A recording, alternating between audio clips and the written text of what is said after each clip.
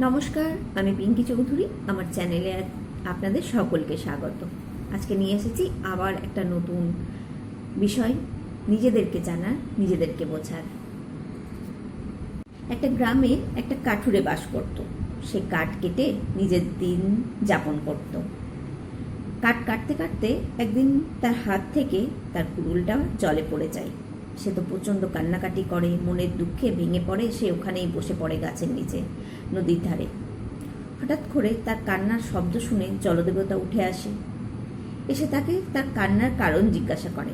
সে বলে সে দরিদ্র মানুষ, কাঠ না কাটলে তার দিন যাবে না, তার কুড়ুল জলে পড়ে গেছে, সে এবার কি করে কাঠ কাটবে। তখন জলদেবতা জলে ডুব দিয়ে একটা সোনার কুড়ুল নিয়ে আসলো, কাঠুরেকে দেখালো। কাঠুরে যথারীতি বলল, না, সেটা তো তার কুড়ুল না, তার তো লোহার কুড়ুল চাই, তার যেটা সেইটা। তারপরে আবার জলদেবতা ডুব দিল, আবার একটা কুড়ুল নিয়ে আসলো, রূপোর কুড়ুল, সেটাও সে না বলে দিল। শেষমেশ জলদেবতা তাকে তার লোহার কুড়ুল এনে দিল। সে তো দেখেই খুব আনন্দিত হয়ে বলে উঠল, হ্যাঁ, এটাই আমার কুড়ুল। তখন জলদেবতা তাকে দিয়ে দিল তার কুড়ুলটা, তার সঙ্গে তার সততার পুরস্কার হিসেবে দিল আরও দুটো কুড়ুল। সে বাড়ি চলে গেল।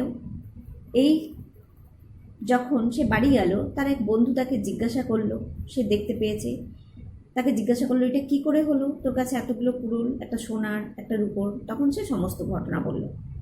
সেও তখন মনে মনে ভাবলো, আমিও যদি পাই তাহলে কেমন ভালো হয়। তখন সেও সেই একই জায়গায় গিয়ে কাঠ কাটতে আরম্ভ করলো, তার কুড়ুল ফেলে দিল। ফেলে দেওয়ার পরে যা যা ঘটনা প্রথম কাঠুরের সঙ্গে ঘটেছিল তার সঙ্গেও ঘটলো। কিন্তু যেই জলদেবতা তাকে প্রথম কুড়ুলটা দেখালো, সোনার কুড়ুল, সে তখনই হ্যাঁ বলে দিল। তার মধ্যে কাজ করলো তার লোভ। আর জলদেবতা সেখান থেকে চলে গেল। সে তো নিজের কুড়ুলটাও পেল না, আর সোনারও পেল না।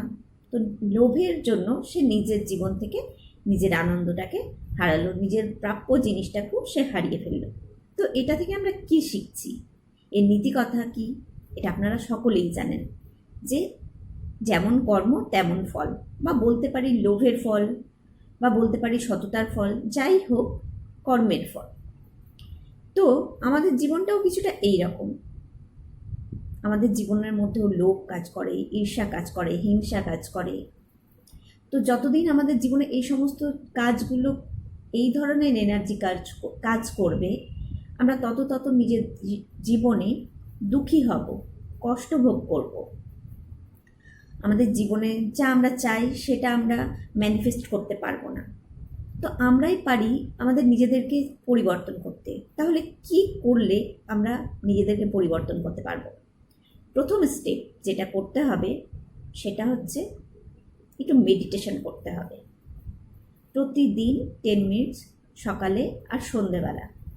কিভাবে করবেন সেটা বলছি, কিন্তু তার আগে বলি, যেমন এই যে কর্মফল, একজন ভালো পেল, একজন পেল না, তার কারণটা কি? মানে আমাদের হচ্ছে চিন্তা ভাবনা। আমরা যেমন চিন্তা ভাবনা করব তেমনই আমাদের ফিলিংস হবে, আমাদের অনুভব হবে, আমাদের অ্যাটিটিউড হবে, আর আমরা সেইভাবেই কাজ করব, আমরা সেই ধরনের অ্যাকশন নেব, সেইভাবেই আমরা আমাদের ডেস্টিনি তৈরি করব।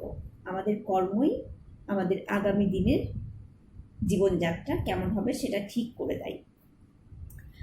তো এবার বলি যে প্রতিদিন আমরা 10 মিনিট করে মেডিটেশন করব। যারা কেউ কিচ্ছু আমরা জানি না, কিন্তু আমরা নিজেদেরকে পরিবর্তন করতে চাই, সেক্ষেত্রে যেটা করব, সকালবেলা ঘুম থেকে উঠে, সবসময় হয় না ব্রহ্ম মুহূর্তে, সকাল সকাল পড়াশোনা ভালো, সকাল ওঠা ভালো। তো সকালবেলাতে ঘুম থেকে উঠে মাইন্ড যখন সম্পূর্ণ শান্ত, তখন চুপ করে বসবো। যদি মনে হয় কোনো মন্ত্র চালিয়ে বসবেন 5 মিনিটের, 10 মিনিটের তো ভালো, যদি না হয় তাও ভালো। শান্ত হয়ে সিদ্ধারা সোজা করে হাত দুটোকে হাঁটুর ওপরে রেখে ধ্যান মুদ্রায় বসে পড়ুন। শুধুমাত্র একটাই কাজ করুন, নিজের শ্বাস প্রশ্বাসের দিকে নিজের মনটাকে দিন। অর্থাৎ আমরা মনোসংযোগ করছি, নিজেকে শান্ত করার চেষ্টা করছি। আমরা যখন যখন যত আমরা শান্ত হতে থাকবো, আমাদের জীবনযাপনকে আমরা আরও ভালো করে বুঝতে পারবো, নিজেদের ভুলগুলোকে দেখতে পাবো এবং আমরা সহজেই নিজেদেরকে পরিবর্তন করতে পারবো। যতক্ষণ না আমরা নিজেদের ভুল বুঝতে পারছি, নিজেদের ভুলগুলো দেখতে পাচ্ছি, ততক্ষণ তো আমরা নিজেদেরকে পরিবর্তন করতে পারবো না। তো এই কারণেই যেন আমরা নিজেদেরকে ভালো করে পরিবর্তন করতে পারি, তার জন্য সকাল আর সন্ধে 10 মিনিটস করে বসুন। 21 দিন পর্যন্ত চেষ্টা করুন, দেখবেন তারপরে অভ্যেসের মধ্যে একটা পরিবর্তন নিজেই দেখতে পাচ্ছেন। তারপরে ধীরে ধীরে এটাকে বাড়াতে থাকুন, মানে আরও বেশি দিন করুন, 10 মিনিট করে সই করতে থাকুন। নেক্সট স্টেপ কী করতে হবে, কেমনভাবে আপনার আরও অন্য ধরনের মেডিটেশন করবেন, সেটা আমি আমার চ্যানেলে অবশ্যই দেবো। আজকে এতটাই, ভালো থাকুন, সুস্থ থাকুন।